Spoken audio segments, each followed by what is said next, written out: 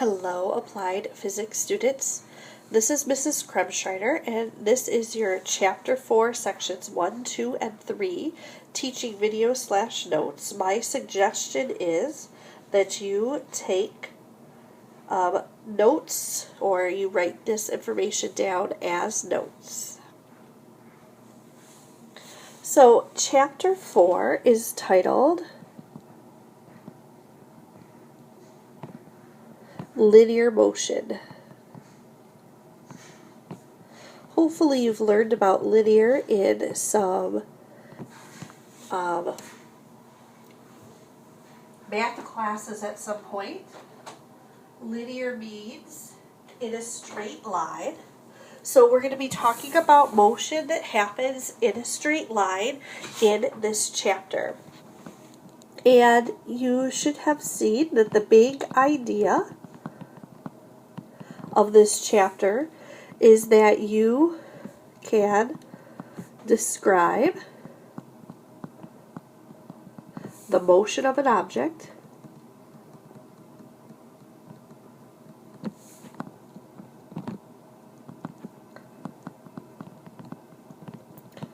by its position, so that means like where it is, speed, so that's how fast it's moving, direction, so in what direction it's moving, and acceleration. So that means how quickly it is picking up speed or losing speed. So, Section 4.1 is titled Motion is Relative. And we're not talking about people in your family relative. This is a different type of relative. So when we describe the motion of an object,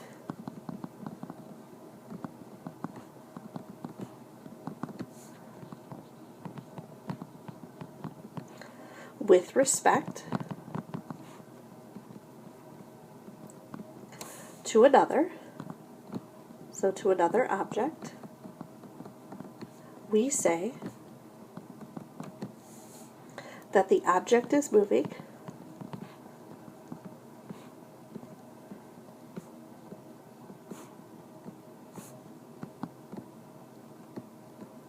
relative to the other object.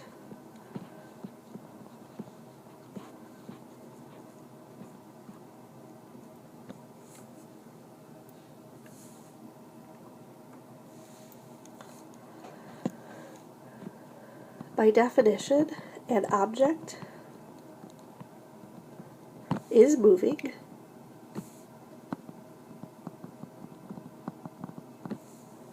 if its position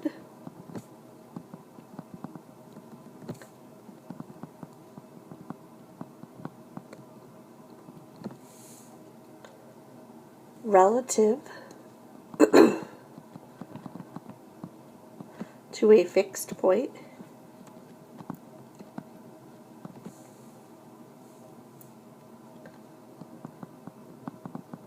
is changing.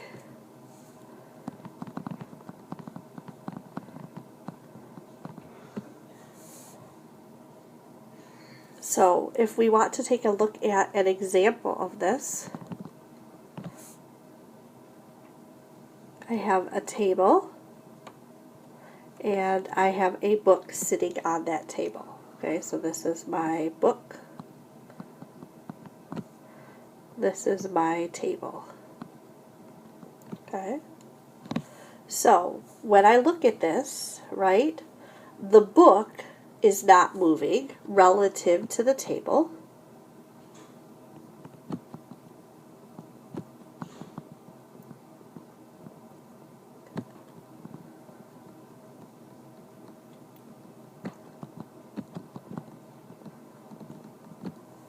Okay, So when I compare the book to the table, the book is not moving. However, okay, the book is moving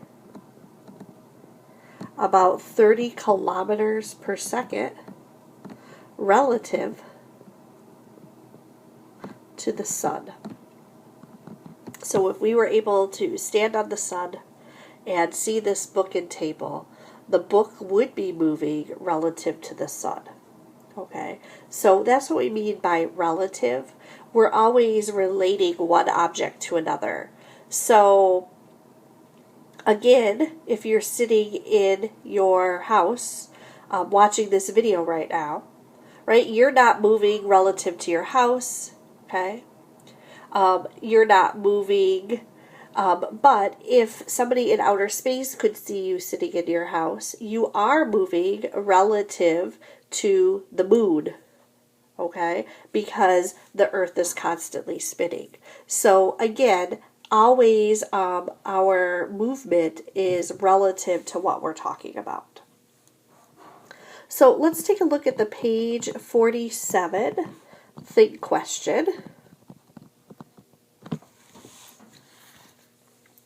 which says a hungry mosquito sees you resting in a hammock in a 3 meter per second breeze. How fast and in what direction should the mosquito fly in order to hover above you for lunch? So here's the hammock, right? Here's the person laying in the hammock, okay? And we have this little mosquito, and we have a breeze. We'll just say it's kind of a breeze like this that's going 3 meters per second. So the question is, how does that mosquito have to move so that it stays above you and is able to feast on you? Okay? And basically, right, if you think about that, for that mosquito to stay in one position, the wind is pushing it, right? You're not moving, but the air that it's in is moving relative to you. So that mosquito's going to have to move or fly 3 meters per second against that wind to stay in one fixed position above you. So 3 meters per second into the breeze above the person. And again, relative to us, the mosquito looks like it's not moving, but if we compare that mosquito to the breeze, it is moving. Okay?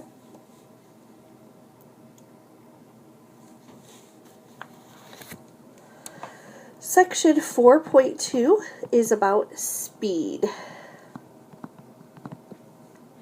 And most of you probably have an idea of what the definition of speed is, but we kind of want to talk about what its definition is in terms of physics.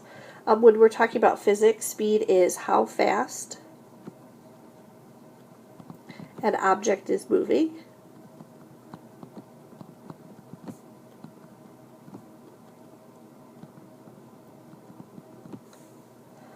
And speed is something that you can calculate and that you're going to be asked to calculate in applied physics. So you can calculate the speed of an object by dividing the distance covered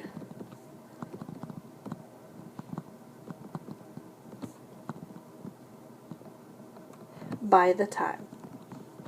So that's kind of the equation in words.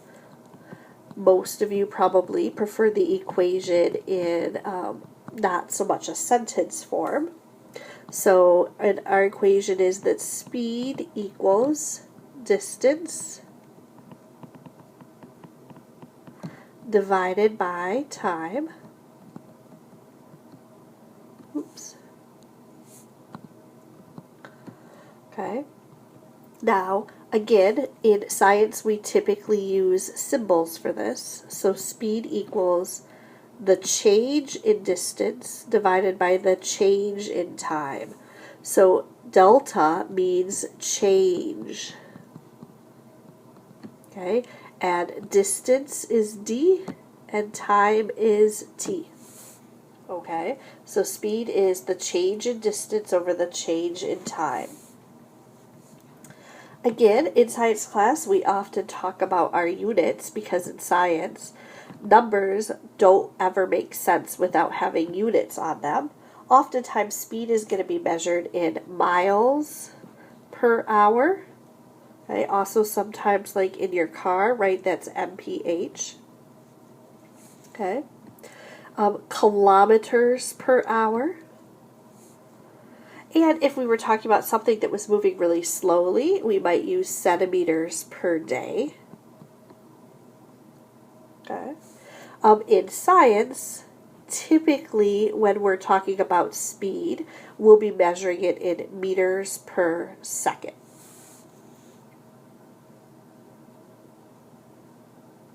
So, I'd like to do a problem.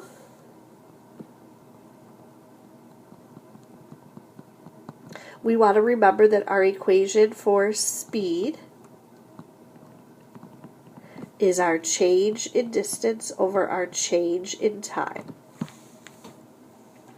So our problem is, if you ride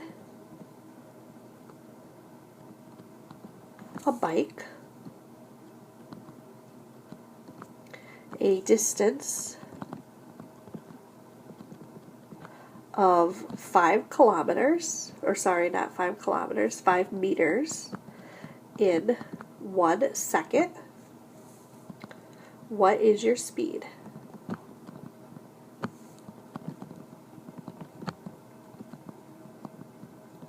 Now, most problems in physics are going to be story problems, so I like to pull out the information, okay, and kind of jot it down.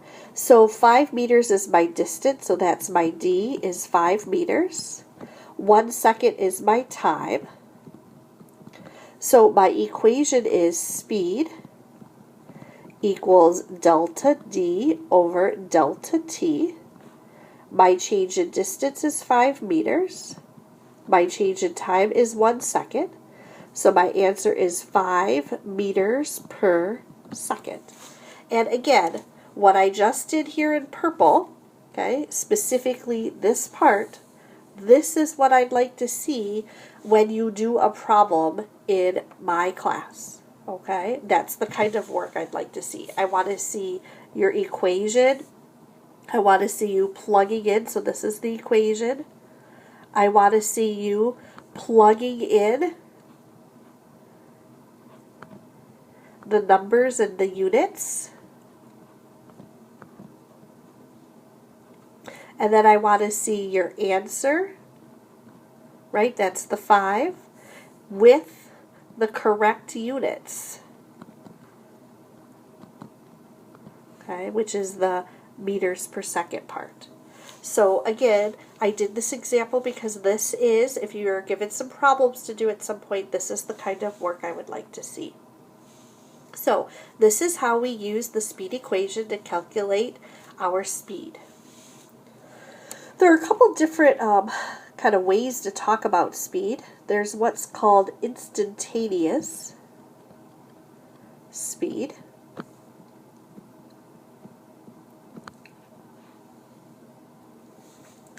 And kind of is a little bit what it sounds like, right? Instantaneous, and instant is at this exact moment.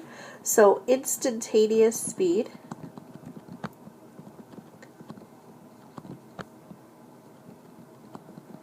is the speed at any instant or any exact moment.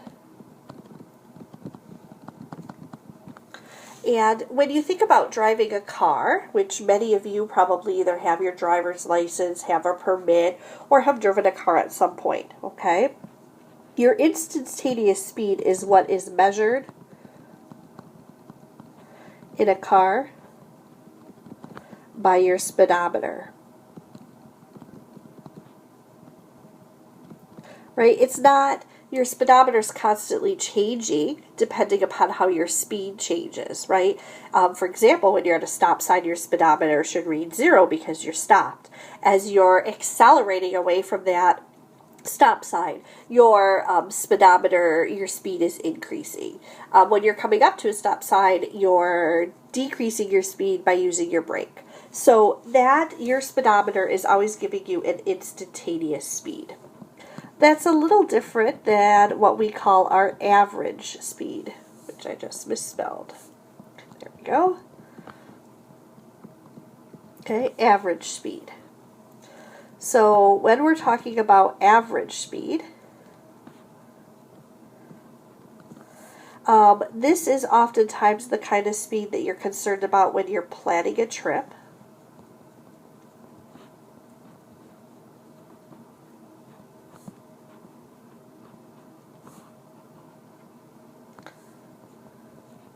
Right, and what I mean by that is if you want to arrive somewhere at a particular time and you know how far away it is, you're going to kind of use an average speed of how fast you think you're going to travel from one spot to another to decide what time you might have to leave. The actual definition, the scientific definition of average speed is the total distance covered divided by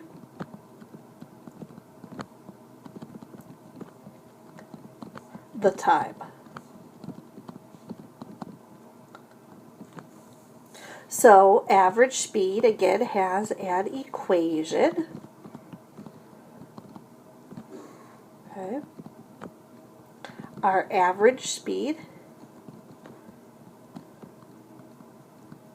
equals our total distance covered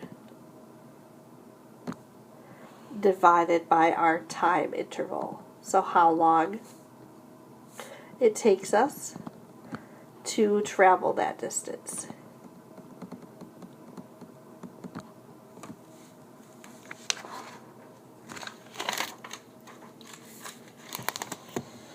So, again, you may not always be asked to calculate speed. So we're going to do some manipulations of this equation. Some of you, many of you, are probably able to do this on your own, but in case you're not. So to calculate, if you're asked to calculate speed, again, it's our change in distance over our change in time. If we're asked to change this equation and solve for our distance, so we want to know what distance we went, that's going to be speed times our change in time. And if instead we're asked to figure out how long it took us to go somewhere, it's going to be our change in distance divided by our speed. So again, these are some equations that you will need to use, certainly on some homework and on quizzes and on tests. So again, these are something that you're going to want to have written down in your notes, okay, so that you can easily use them. So we are going to take a look at the page 49 think question.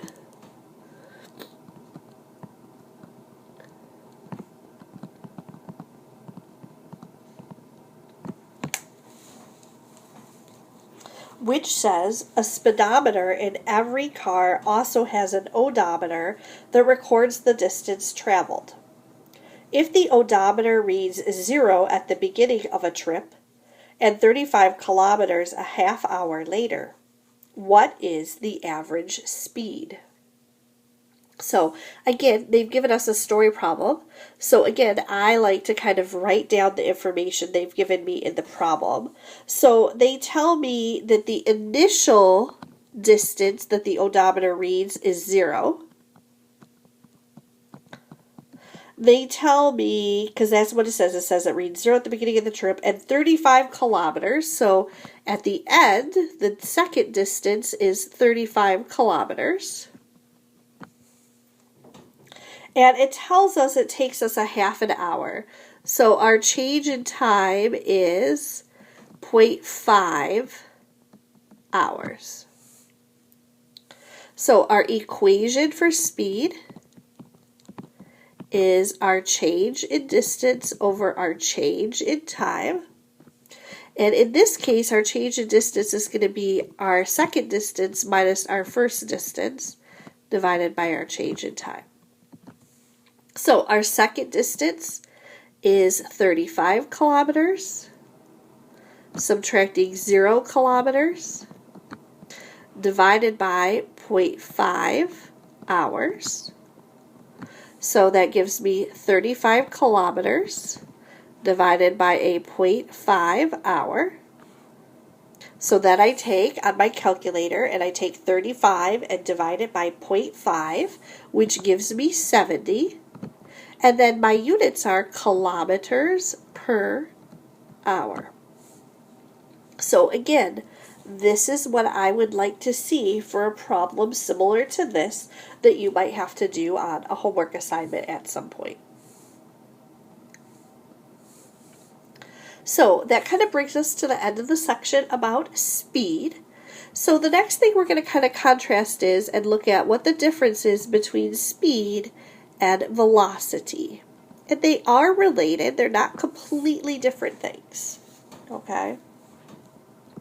So in physics, speed and velocity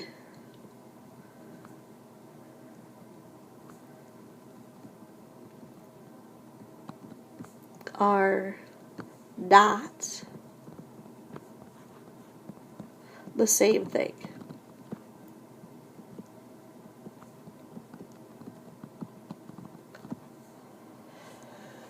So, kind of what's the difference here? Speed is a scalar quantity.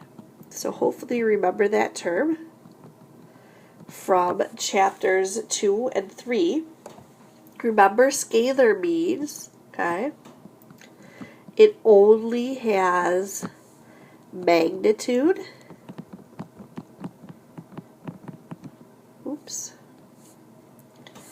magnitude or size. Okay, we can say that speed is a description of how fast an object moves. Velocity, on the other hand, is a vector quantity.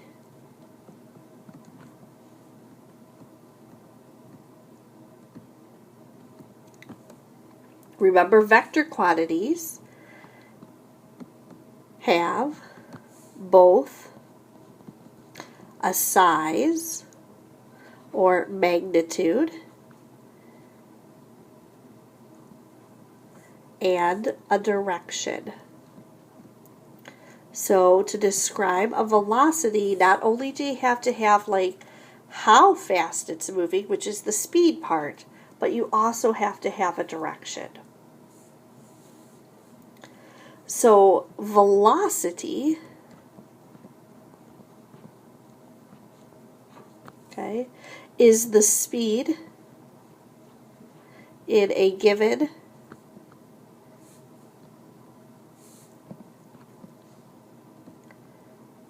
direction. So again, our real science definition, okay, is for velocity is how fast and okay, in what direction it moves.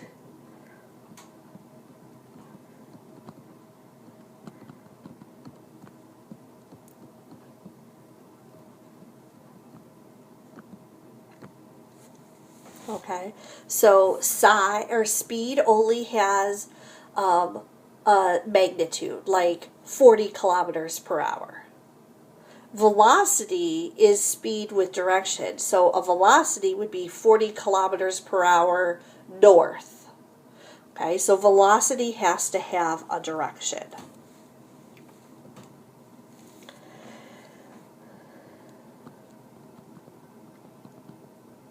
There are times when you have a constant velocity.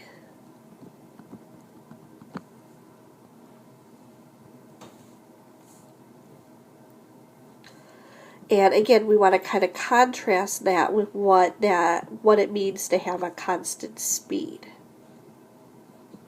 When you have a constant speed, that means that you have a steady speed, which means you're not increasing or decreasing in your speed, right? In an ideal situation, if you have good cruise control, when you turn on your cruise control on your vehicle, you have a constant speed, okay? Because your speed is not increasing or decreasing, okay? Velocity is a little bit different for it to be constant, because remember, velocity has both a size and a direction. So constant velocity means both a constant speed and a constant direction. So you'd have to be moving on a straight road with your cruise control set to be moving at constant velocity. So again, kind of breaking this down a little bit, constant direction means a straight line.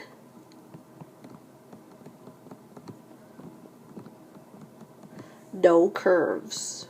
Soon as you go around a curve in your car, you're changing your velocity because you're changing your direction. So to say constant velocity means that we have motion in a straight line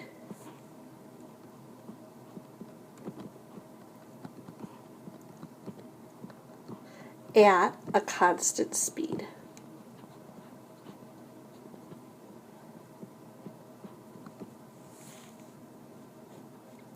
So, again, this is what it means to be constant velocity. You're moving in a straight line and your speed is unchanging. Again, in a car, you can kind of say this is the case if you have your cruise control set and you're on a nice straight section of road.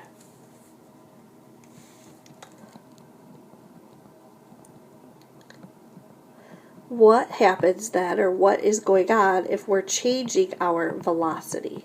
And again, because velocity is a vector quantity, you can change both your size, but you also can change your direction. So, velocity changes if, and here are some conditions. Your velocity changes if just your speed changes.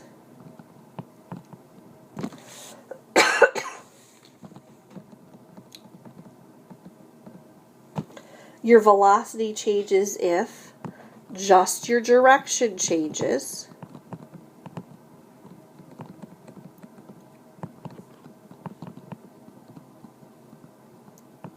And your velocity also changes if both your speed and direction changes. So again, one of the easiest spots for us to think about velocity versus speed is in our car. So in our car, there are really 3 controls for velocity. And see if you can kind of challenge yourself to figure out what they are. Right? We have the gas pedal. which allows us to either maintain a constant speed or increase our speed.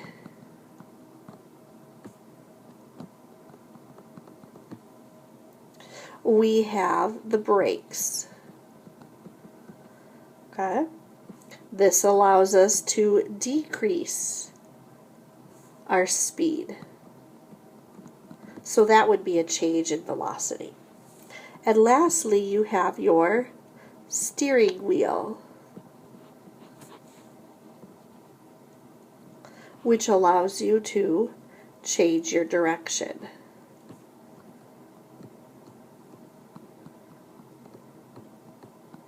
Okay? And using your gas pedal, your brake, or your steering wheel means that you would be changing the velocity of your vehicle. So again, we kind of want to look at a problem.